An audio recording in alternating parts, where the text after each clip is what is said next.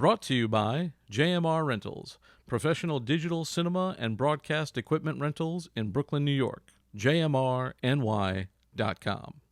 And now get 15% off your first rental when you use the promo code WEEKEND. Call 347-721-3400 or email info@jmrny.com for details.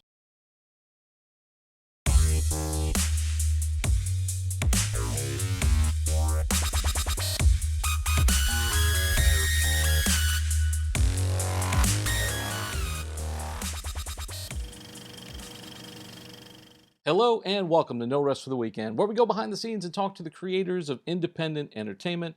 I'm Jason Godbey, and joining me via Zoom today, she is a development executive coming from the world of animation. She has worked on shows like Teen Titans Go and Unikitty.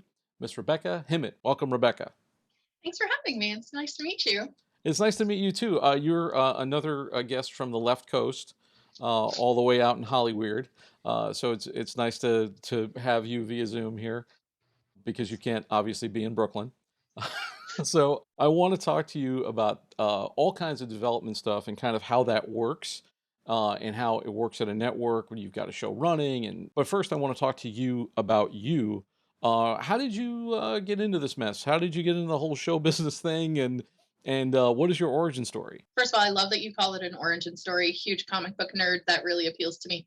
By accident is the answer. My whole family had been entertainment industry. My dad was an audio engineer. My mom ran a recording studio. My granddad was an actor. Grandma was in PR. It wasn't really a question of what do you want to do when you grow up. It was more like, what do you want to do in the entertainment industry when you grow up? And I have serious middle child syndrome. So my answer was, I'm going to be a doctor. So I was pursuing a pre-med course, and turns out chemistry is really important. So that didn't work for me because I'm terrible at it. So while I was in college, I declared a writing major, specifically planning to write novels. I met with my student advisor, my faculty advisor, who told me that prose is for people who are too stupid to write poetry. So I basically just kind of powered through there, kept my head down, and didn't know what to do with myself. So when I came back to LA, it was like, I need a job. So, because it's not cheap to live here. And so I was picking up small stuff. I did makeup for a while, and I thought, okay, look, I am a perpetual child. What can I do that actually appeals to me? That sounds fun. And so I tell everybody all I wanted to do was play with dinosaurs and robots. So I went to work for Stan Winston, because if you want to work with dinosaurs and robots, you got to go to the guy who pioneers them. So that was wonderful. It was, people tell you never to meet your heroes, but Stan was everything you want your hero to be. He was the kindest, most wonderful person I have ever had the privilege to work with. But practical, I was at the studio during like the 2000 sort of rise of CG. I think you may have seen like the documentary on things that were happening at Rhythm and Hues, and that's how like the industry was just undercutting itself. So 2/3 of the studio were laid off at once. And I, for the second time, had to figure out, okay, what else do I want to do with my life? That took a while. I tried on a lot of things, worked in retail, worked in education. I worked at Pizza Hut. Like I did a little of everything because I was determined to stay out of the entertainment industry. And it turns out that when your local industry is entertainment, that's kind of where most of the jobs are. If I lived someplace where it was coal, I'd probably be working in coal mining. So an opportunity came up to work at an independent animation production company, and it sounded great. And I was technically the assistant to the president, but everybody kind of did development work there. So I got to get my feet wet doing a little bit of development, and I moved on to Cartoon Network, there was an ad in the trades, and I was like, well, this never works. The only way anybody ever gets a job in entertainment is if somebody passes on your resume and recommends you. But what can it hurt? And I ended up actually getting hired. So it's all been luck the whole way down. And I do believe that we make our own luck. You have to kind of point yourself at the right things, but I sort of stumbled into a dream job, which I couldn't have been happier. You were at Cartoon Network for a long time. You worked on a lot of shows there. Without giving away any trade secrets, because I know that some of these things that you worked on, maybe there were things that you worked on when you left that were still in development that you can't talk about. We always have people with stuff that they can't talk about on this show. Can you kind of describe the process? Like, explain to me, like I'm a 6 year old, like how a bill becomes a law. Like, how does something become a show at Cartoon Network? So somebody brings in their pitch, and if we like it, we option it, and it goes through the development period. Depending on the year and who's in charge and where we are on the Chinese zodiac, like the end goal of development changes. It's ultimately different for every show, but for the most part, what you're working toward is a series pitch to network. So you want to show proof of concept, basically, that this can actually stand on its own as a series. So for some shows, that's making a short. For some shows, that's having like one really clean boarded action sequence. It really changes to fit whatever the show is in particular. And it's about creating the materials to help the people with the money understand what the show is and decide whether or not they want to gamble on it. And then if you get a green light, you move over to the current series team, and we did some overlap so that development and current were working together during that first season to help ease the creative team through the transition. But I don't know if that's how everybody does it. And you put out that first season and you cross your fingers. In animation, it's kind of, sometimes the decisions about season 2 have to be made before anybody has even heard of season 1 because of how long that pipeline is. So there's a lot of crossing your fingers and hoping. And sometimes you luck out, and sometimes, I mean, there are good examples of a number of shows that have gone through Cartoon Network where they made a short, they weren't sure, they not canceled, but they wrapped production, they let the teams go on to other projects, and then the short hit the internet and people flipped out, and then they had to try and get everybody back to try and make a series out of it. So, and it's happened a few times like that. I'm sure that if you had, if it was live action, the process would be very different.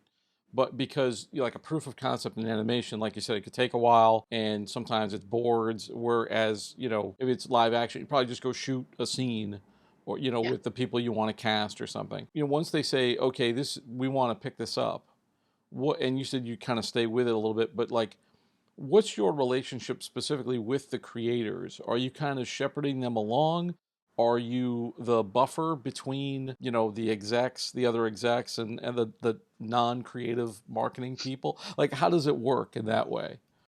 Yes to all of that. So the development executive and the current series executive sort of, they serve as the conduit. They are there to help communicate the creative's needs to the business functions, and the business function needs back to creative. So a lot of people kind of confuse our job with being the producer, which is very, very different.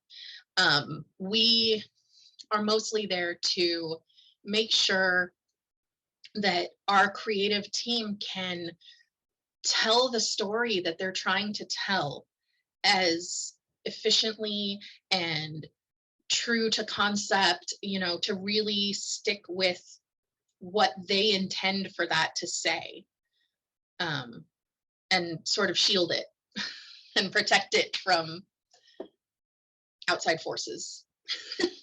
Obviously, at this stage in your career, you probably heard a ton of pitches. Recently, we've been involved in pitching and trying to get into doors to pitch and so forth. And I know that there's probably a lot of people who listen to this who are like, "How do I pitch things?" And so, what do you guys kind of look for in a deck? I've asked this for a couple of different people. And I'm sure the more people I ask, the more different answers I'm going to get for this question.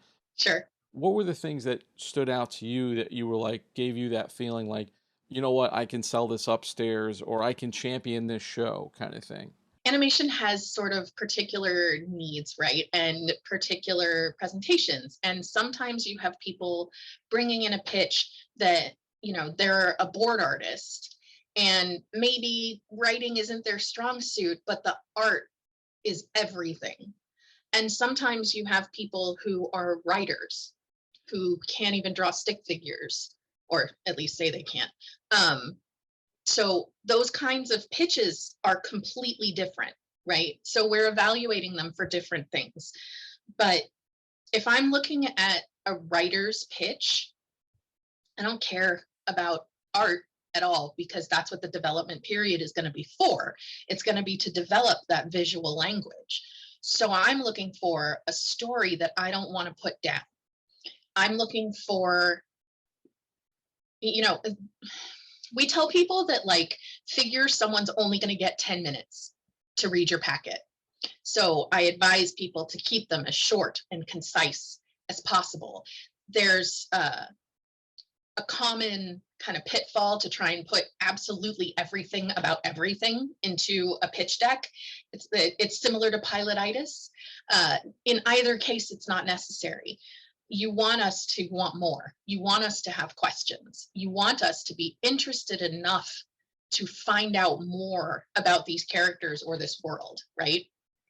So I, in either case, look for a basic series synopsis. I look for a description that tells me who our main characters are and what we're supposed to care about when it comes to them, what world they live in, and what kind of adventures we're going to see them get up to, right? Because sometimes it's serialized and we're looking at an entire season arc. Sometimes it's an episodic show and you're giving me examples of like what happens week to week. But in either event, the most important thing to me is what is going to happen with this show. Like I'm trying to think of how to do this without giving specific examples, but if you're going to do a boy and his dog show, okay, are they detectives? Are they running a restaurant? Whatever. Like that's the top line thing that I need. And then after that, I want to hear how those episodes would play out. But if that initial, like a boy and his dog running a restaurant doesn't grab me, then it doesn't grab me. So, and I think that it's important for creatives coming in to understand that every story has been done.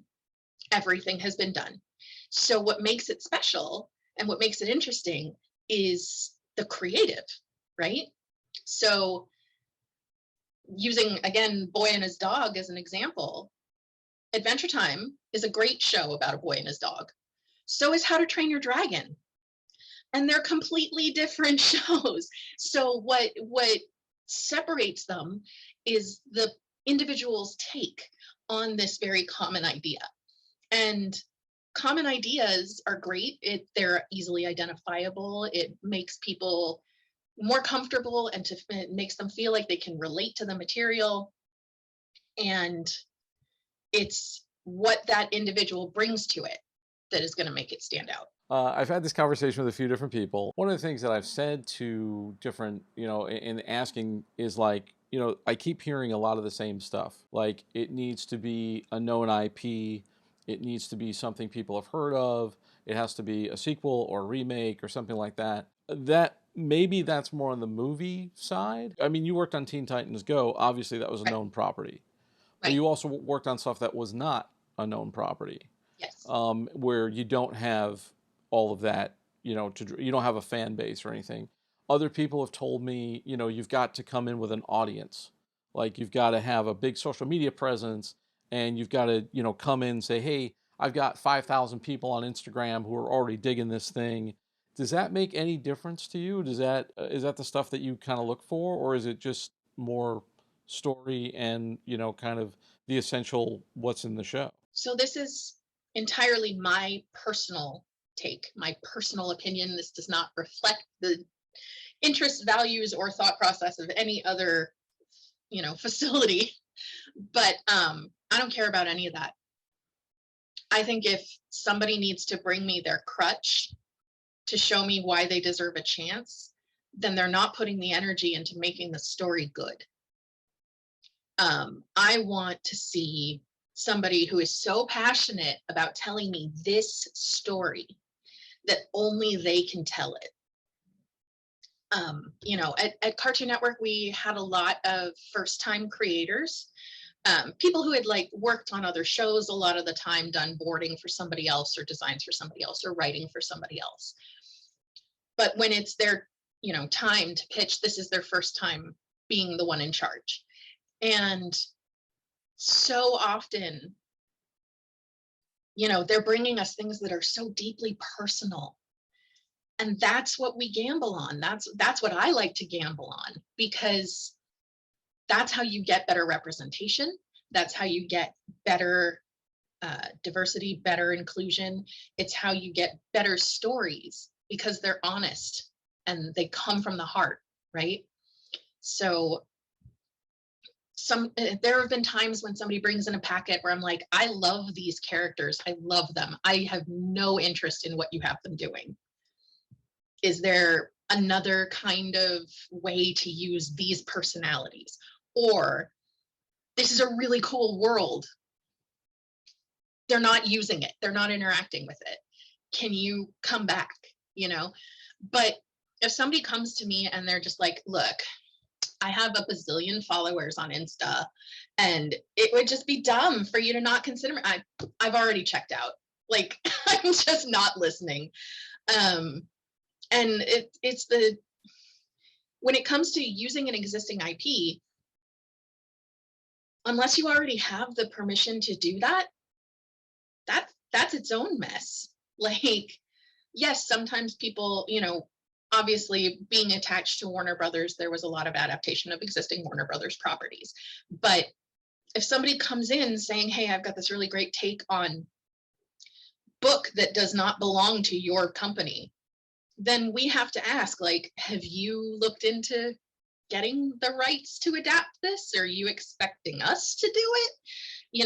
It's another layer of complication if it's not already there. Granted, sometimes people come in and they're like, hey, here's the author. I am the person they have chosen to adapt it. That's a different thing. But even then, if it's not interesting, if it's not compelling, I don't care. Like, I just don't care. I'm sorry.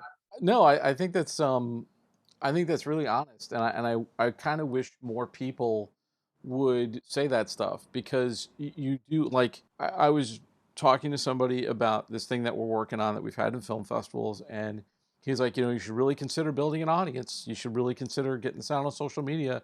And I was just like, oh man, shoot me. I building an audience sounds like it's like, you know what? Just climb Everest. Just like, beat LeBron in a game of one-on-one. It's easy, like it just didn't make any sense to me. Understand the push for it. Like, people want to point to things like Supernatural or, shows that were on the brink of extinction, and then the fandom was what brought it back. And, having the people behind you. I look at it as another layer of, people we have to get through, right? You have to please the network, you have to please the marketing department, you have to please your advertisers, and now you have to please the fandom as well. And wouldn't you rather have a clean slate and introduce people to this thing that they've never seen before, or let them get to know this new thing, this new person, this new art style, this new whatever that they've never seen before, that just sounds more appealing to me personally. But that could be why I'm unemployed. I get that too because for my own personal angle, it's like building an audience is great when you have millions of dollars in marketing money, Sure. and when you have a network behind you who can buy commercial spots and give you a social media manager, but doing it on your own is really hard. And it's not that it's impossible, but it's really difficult. And I don't know, and maybe, like you said, it might even hurt you. Like if you're a YouTuber, I don't know if networks look kindly on that. Like they go, "Oh, it's a YouTube show," or it's like it's a YouTube guy, or it's an Instagram influencer. These people are not television people. I don't know if that exists too. I look at people who have succeeded in keeping their personal lives private as champions. Like, nobody knows what Dolly Parton's husband looks like. Nobody's ever seen him because she doesn't put on Dolly Parton before she goes out in public with him, right? Or people who are mega million dollar star actors, producers, directors, whatever, who don't have to worry about taking their kids to school because nobody's going to try to mow them down with a camera crew. Like, I think the more people establish boundaries for things like that, the easier they'll be to respect, or rather, the easier it'll be to get the respect for that. I look back at, when when my grandma first started in this business, um, people could get Marilyn Monroe's home address. They could get Clark Gable's home address and just show up. And when we're talking about what you were saying, like building an audience, people get very, when they're connected to the material, they can become very possessive of it. It becomes very personal to them. And I feel like there needs to be space between the creative item and the creative person. So I hope more people will try to keep some of their private life private. Well, that's a whole other show, honestly. Yeah. We could do an hour on that alone, just because and I've talked to like actresses and stuff about that who, like have to like they're getting hired because they have a following on Instagram. It's nothing to do with their acting. It's just they're bringing an audience, and as a creative person who's worked many hours on their craft, it makes you want to shoot yourself in the head. But it's the type of thing where okay, I'll deal with the reality in that relationship. So, I mean, whether it's got an audience or not, have you been, and you don't have to get specific because I know that probably get you in trouble. Have you, and I'm going to wrap up shortly too, but have you had instances where you've had to fight for something? Oh yeah, definitely. How do you do that without like kind of, you must be a wonderful diplomat. So it first of all, it depends on what the thing is. I've been working in children's media, which means we are subject to some slightly different laws than prime time, right? So if something is getting flagged for a violation of a law with which we must comply, then I'm going to be having that fight with the creative defending the network. And if it's something where our creative feels very strongly about telling a certain kind of story and fears from whatever, marketing saying that they don't know how they're going to sell that, or programming saying they don't know where they're going to put that on during the day, whatever, but that's the story that the person wants to tell, then I'm going to fight tooth and nail to make sure that they get to tell that story. And sometimes that means taking apart what the issue is. Is it a personal taste thing? Is it, linked to specific cases of something similar being difficult to overcome? Like, I personally, I really love taking things apart. I'm that kid. I took apart every electronic that I had as a child and tried to put it back together, sometimes successfully, sometimes not. But I want to know exactly what the actual problem is, because a good percentage of the time it's personal taste. And I don't accept that as a reason. I just don't. We could probably go for like an hour just on that subject, just like talking war stories. Yeah. But I'm going to wrap up soon. So I know that you've done a bit on Clubhouse, Yes. and I know that you're on LinkedIn and so forth. Where would people be able to contact you or get hold of you if they were to find you on the web? I don't have anything personally to like promote or put out there, but I am always trying to help people that are trying to break in to animation. So if there's, I'm available on LinkedIn. People can find me with the Women in Animation database. If someone has questions that they need answered, I'm happy to help if it's something I'm capable of helping with. Are you just Rebecca Himot on Clubhouse? Yes, Okay, very cool. and So LinkedIn. we'll look for you there. Thank you so much for doing Cool. this. I appreciate it. We'll have to have you back when you land somewhere, and we'll talk more Cool. about whatever that brings to it. But thank you so much. It's been enlightening. And thank you all out there for taking this trip down the rabbit hole. For more of our content, including our movie reviews, visit our website, no rest for the weekend podcast.com. Don't forget to like, rate, and subscribe on your favorite podcast app. And now you can find us on YouTube, youtube.com/getbehindtherabbit. Once again, I'd like to thank my guest, Rebecca Himot, and our sponsor, JMR Rentals. For Behind the Rabbit Productions, I'm Jason Godbey. Thanks for joining us. We'll see you next time.